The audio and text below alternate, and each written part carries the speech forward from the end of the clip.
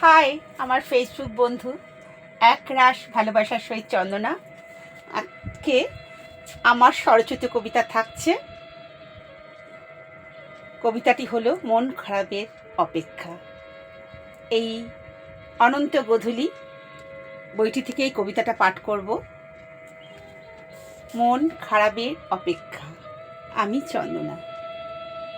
জীবনের অনেক কিছু দুঃখ স্মৃতি হয়ে রয়ে যায়। যখনই মনে পড়ে মনটা ভীষণই খারাপ হয়ে যায়।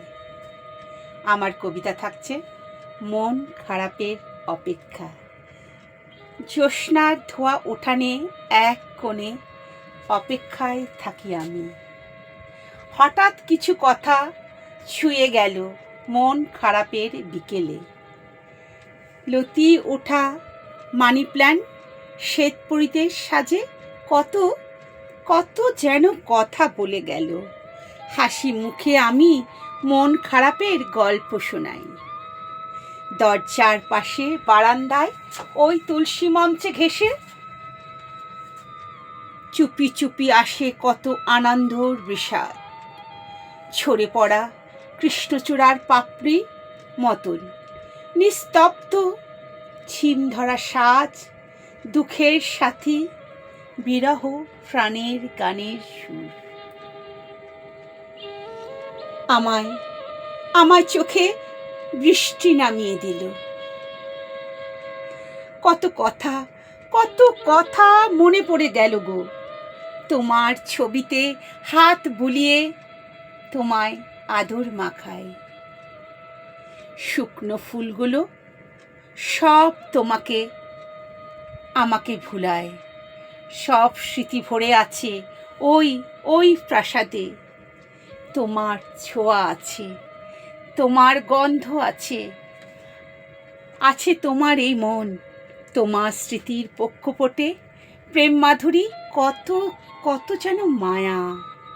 তবু স্মৃতি মুছড়ে পড়ে ধূসর জগতের রূপে। মেঘ যেন আকাশের বলাকার মতো উড়ে বেড়ায়। আর আমার মনের কথাগুলো অন্ধকারে বুকে হাতড়ায়। জোনাকির আলোর মতো মিট মিট করে। তাই আজ সুর আসে না আর গলায়। কারণে অকারণে তোমাকে মনে পড়ে যায় গো। ঘুমিয়ে গেছে আজ আমার মনের সব চাহিদা। ঘুমিয়ে গেছে মন যে আর চলে না, তবুও পথও ফুরায় না। বৃথায় আমি বসে আছি এই মন খারাপের অপেক্ষায়। বৃথায় আমি বসে আছি এই মন খারাপের অপেক্ষায়। এটা একটি করুণ কাহিনী কবিতা, তখন লেখা হয়েছিল। জীবন নিয়েই তো কবিতা হয়, তাই আমার এই কবিতার মধ্যে আমার জীবন নিয়েই লেখা এই কবিতাটা পাঠ করে শোনালাম বন্ধুদের। নমস্কার, খুব ভালো থেকো, পাশে থেকো, একরাশ ভালোবাসা নিয়ে।